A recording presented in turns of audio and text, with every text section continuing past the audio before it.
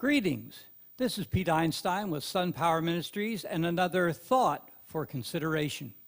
Today's thought comes from Hebrews chapter 12, verses 1 through 3. If there was a title, I could call it Prepping for the Journey of Life. But before we get into the actual text, I want you to imagine with me that you and I are preparing for a hike that would be a 100-mile journey, and it would involve rugged terrain, changes in altitude and climate, river crossings, things of that sort. How would we prepare? Well, first of all, we would need proper rations. We'd need water. We'd need proper food, not too much, not too little, just the right amount for the journey. We'd need clothing and even changes of clothing for altitude. We would need a good pair of waterproof boots, some matches, waterproof matches, certainly a map to guide us, perhaps a tarp or a portable tent that we would use for our overnight stays. But if we have too much luggage, we're going to find out that we're weighed down, that we become exhausted during our journey. We may not even be able to finish, or will certainly be delayed. Now, if we have too few supplies, that could be worse. We might become stranded. Someone would have to come and rescue us, and we would be unable to even finish or complete our journey. Now, in Hebrews chapter 12, verse 1, the writer is talking about our spiritual journey in life, and the author says this: "Let us lay aside every weight and the sin that so easily besets us." That's what we have to do to prepare for our spiritual journey.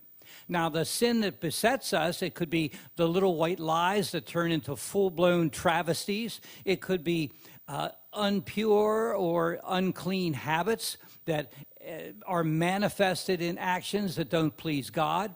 It could be thoughts, words, and deeds that show a dark, flawed heart attitude and will hurt people and the world around us. The weights that we have that can easily beset us could include everyday problems that could involve finances, health issues, relationships, but it also could be those little distractions, those little time wasters that lead us astray. Even some of the things that look and feel good to us may lead us outside what God calls the race that is set before us. Verse 2, the author says, "Fix your eyes on the master planner." That's Jesus Christ.